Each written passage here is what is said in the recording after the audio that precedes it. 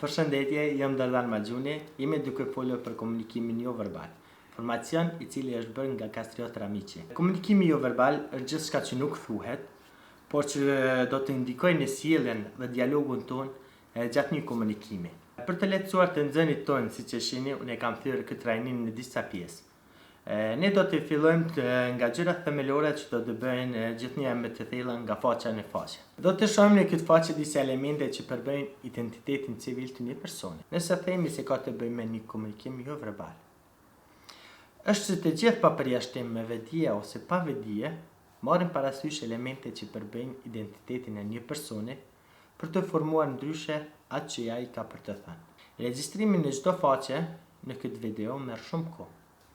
Nga ana tjetër, është e sigurt se akumulimi I njohurive dhe praktike e saj që do të mësoni në këtë video do të bëjë jetën tuaj sa më të lehtë në nivele të ndryshme.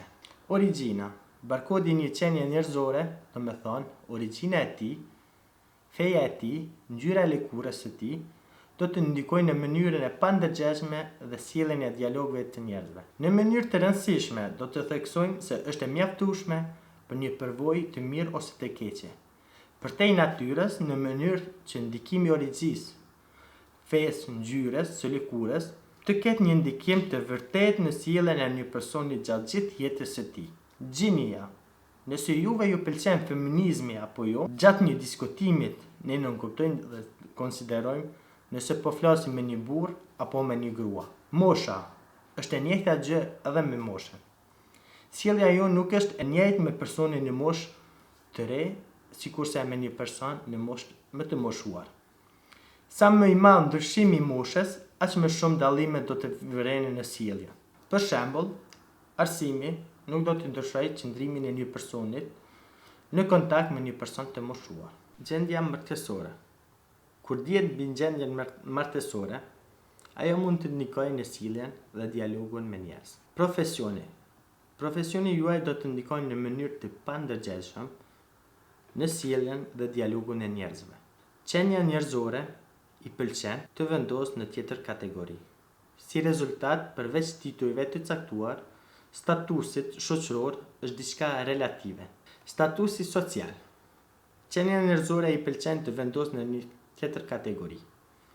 Si rezultat, përveç titujve të caktuar, statusi shoqëror është diçka relative.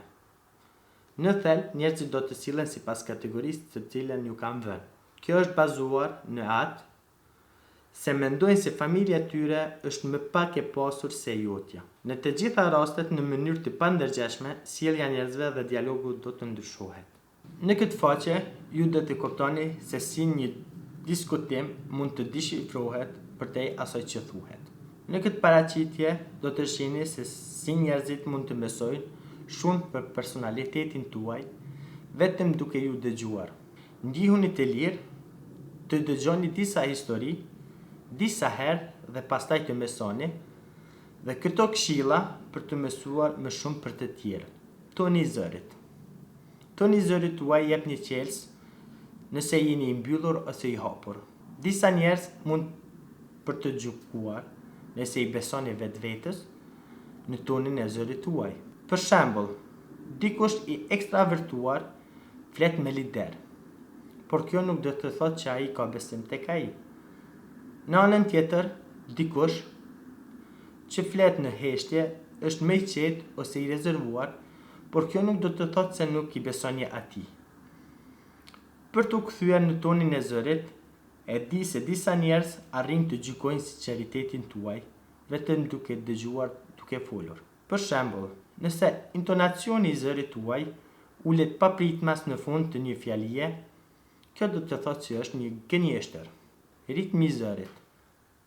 Ritmi I zërit përcakton nëse ju jeni një person me natyrë të qetë ose dinamike. Vini re se dikush që është në gjendje të flasë më shpejt, më ngadalë, heshtje, nxjerr në pa disa fjalë.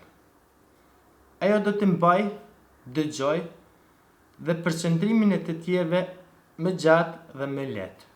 Rëndësia e fjalëve. Pasuria e fjalëve të përdora do të përcaktoj nëse jeni dikush që kultivoni. Dikush që përsërit jep përshtypjen se nuk e kontrollon subjektin e tij. Në thelb, nuk e di se a duhet. Me vjen keq nëse përdorim fjalë të thyera, nëse përsëritni veten tuaj, mesazhi juaj do të jetë i fërguar dhe ju nuk mund të kuptoni apo keq kuptoni. Përcjellja e gjendjes. Fuqia e vështrimit. Bëni një sy në çdo që po dëgjoni. Nëse e sheh atë hap prapa, nuk pajtoni me atë që dëgjon. Nëse ai shikon juve në sy të gjerë, më i hapur se normale, kjo do të thotë se ai nuk ju dëgjon. Ju mund të vini re këtë pas rreth 45 minutave bisede. Prandaj rëndësia e ndryshimit të ritmit të një bisede. Këshilla për të rimarrë qëllimin e bashkëbiseduesit tuaj. Në ne, bëni një pyetje, duke e bërë atë të merr pjesë në bisedën tuaj. Në ndë, për të shënuar një heshtje prej 2 ose 3 sekundave, në 3 ta thërrisni në emrin e tij. Rishikoni dhe vërtetoni. Kur mbaron një bisedë, rekomandohet fuqishëm ta rishikoni. Kjo ju lejon të grumbulloni atë që është kuptuar. Unë gjithashtu rekomandoj që të jeni dakord. Kjo do të lejoj që të vlerësoni interesit e klientit.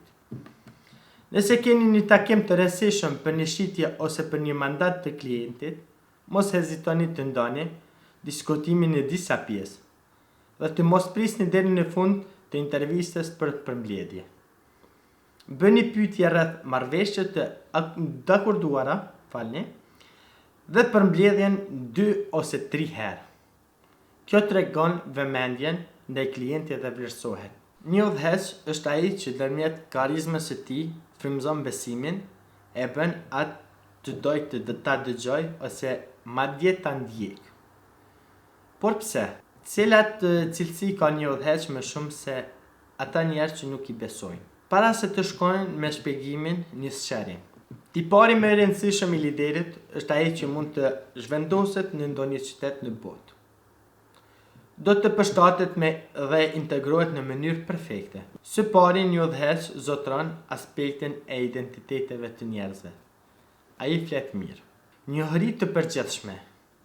Ai ka njohuri të përgjithshme se ai e di se si të përdor mençurinë. Ai e di si të vendoset çfarë të vendos përpara.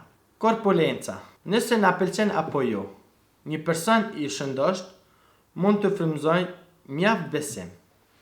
Jep përshtypjen se nuk e di si të kontrollojë emocionet e tij. Një person i lig ndihet sikur nuk është duke u kujdesur për veten e tij. Një person shumë muskulor duket egoist dhe mendon vetëm për veten e vet. Korpulenca që gjeneron mendimin më pak negativ, më së paku për të paragjykuar është ai që është normal, por jo mbi peshë. Paraqitja fizike. Udhëheqja është si Zoti dhe nuk është veshja që vlerëson atë. Nuk ka rëndësi nëse ai ka veshur një këmish apo bluzë, ai do të jep një përshtypje e veshjes së rrobës së tij dhe jo të kundërtën. Ai siguron që të mos jetë arrogant apo ekstravagant, të mos bëj shumë. Ajo që unë gjej të rëndësishme për të theksuar është të mos harrojmë se nuk jam rrobat që nxjerrin në pa. Regjistroni që ju takon të vlerësoni rrobat e tuaja. Higjiena. Higjiena është e natyrshme. Kjo do të luajë një rol të rëndësishëm në karizmën tuaj, sikurse një dush, larja e dhëmbëve, vendosja e deodorantit, kujdesi dhe prerja e flokëve, kujdesi ndaj mjekrës suaj. Për shkak se ajo tashmë do të kontribuojë shumë në karizmën tuaj. Nëse njerëzit janë të dyshim për ju dhe nuk e kuptoni pse ata nuk ju besojnë, filloni duke e sfiduar veten në këtë nivel. Por siç treguohet nga kjo, një gotë verë, higjiena po i kushton vëmendje konsumimit të alkoolit, drogës e tjerë. Dëgjoni me kujdes atë çka po ju them. Lobi i duhanit dhe alkoolit ka bërë reklama të fshehura për sa kohë që filmat dhe serialet e para kanë dalë. Ata janë duke u përpjekur të ndryshojë gjykimin e njerëzve mbi alkoolin dhe duhanin, duke ju treguar gjithmonë njerëzve shumë elegant me kostum, lidhës të cilët pinë puro, me një gotë viski në dorë e shumë gjëra të tjera. Por në realitet në jetën tuaj të përditshme e bëni këtë. Jo nuk do të frymëzoni besimin dhe do të frymëzoni gjithçka për hieshi.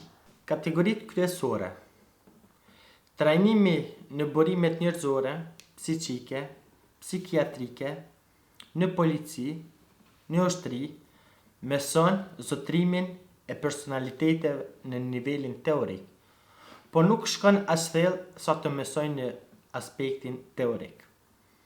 Duhen 500 orë në vit për të kontaktuar njerëzit dhe për 10 vite për të arritur aftësi të mira ndërpersonale.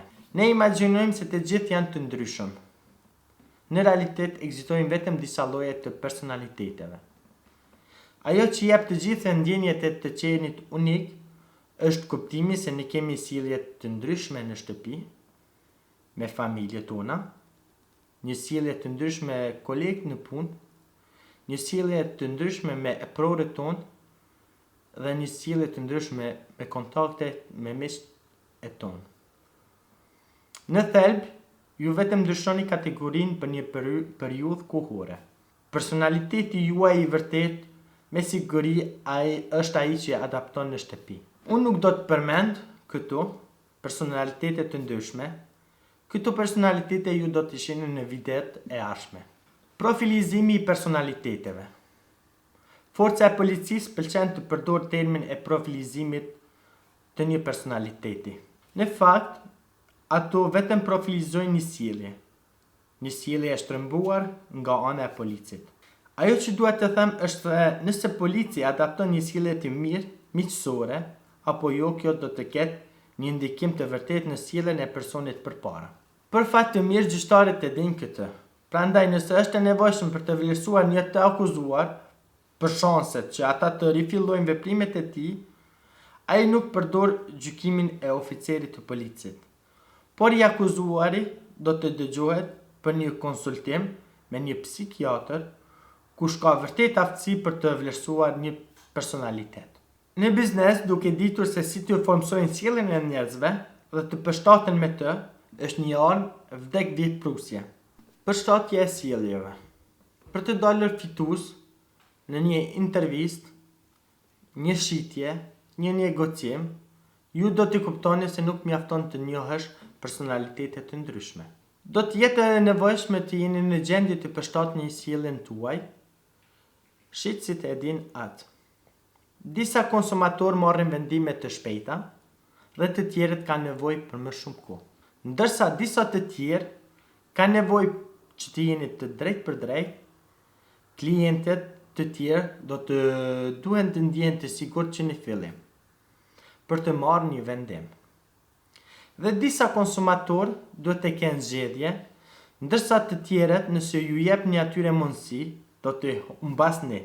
Nëse nuk jepni këshilla dhe mendimet tuaj, do ta humbasni rastin. E gjithë kjo ju do ta shihni në trajnimet e ardhshme. Kuptimi i gjesteve.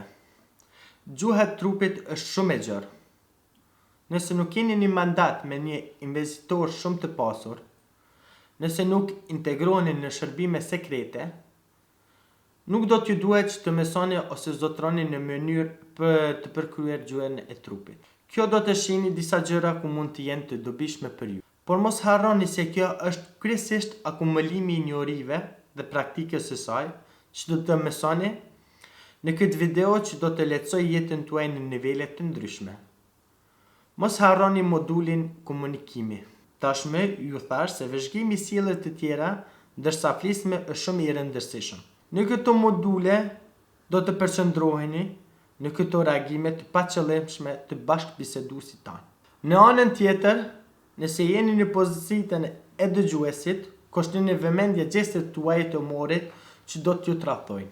Reagimet tuaja të paqëllimshme. Kuptimi i gjesteve mund të jetë gjithashtu përbuzje, gëzim, lidhur me gëzimin e vëmendjes nëse është gjatë negocimit apo shitjes.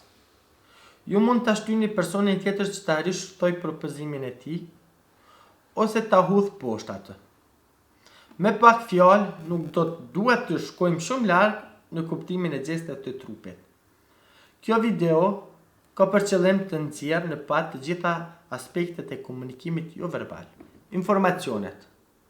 E gjejmë të rëndësishme të theksojmë faktin se përdorimet e zakoneve nganjëherë ndryshojnë nga vendi në vend. Një shembull që gjithkush mund të ketë dëgjuar. Në Evropë, lejimi i kalimit të njerëzve është një gjë e mirësisë. Në vende tjera si në vendet persiane, nëse lëm dikush të kalojë është një shenjë e nënshtrimit. Ne duhet ta lëm atë që ka një status më të lartë të kalojë. Që nga agimi i kohës, ajo që i bën njerëzit të pasur është fuqia e informacioneve. Është për ty të mësosh rreth zakoneve të atyre të cilët punon. Që të keni një marrëveshje të mirë me një koleg, me një punëdhënës, me një punojës, miq e tuaj, por sidomos me një vlerë të shtuar në klientët e tuaj.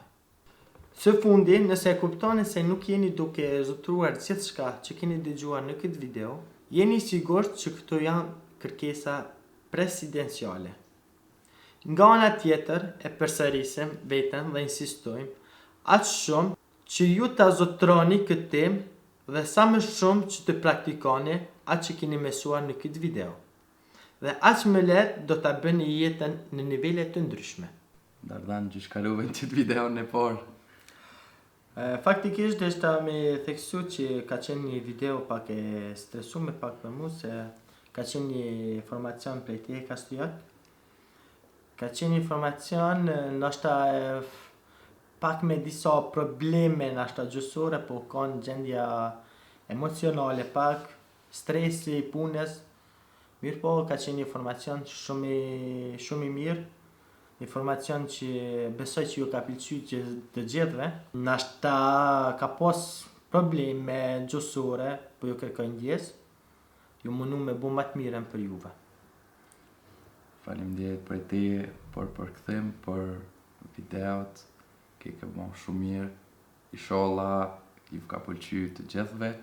Faleminderumi që keni këshyr këtë video dhe inshallah që tjerat kam ju pëlqyer. Dhe shpresoj që kemi përmirësuar në tjerat. Ka qenë edhe për mua një kënaqësi e veçantë të jem pjesë e një informacionit që ka qenë informacioni jot kastiat. Shpresoj që të jem gjithmonë aktiv në informacionet e tuaja. Ju përshëndes gjithëve. Shihemi në videot e ardhshme.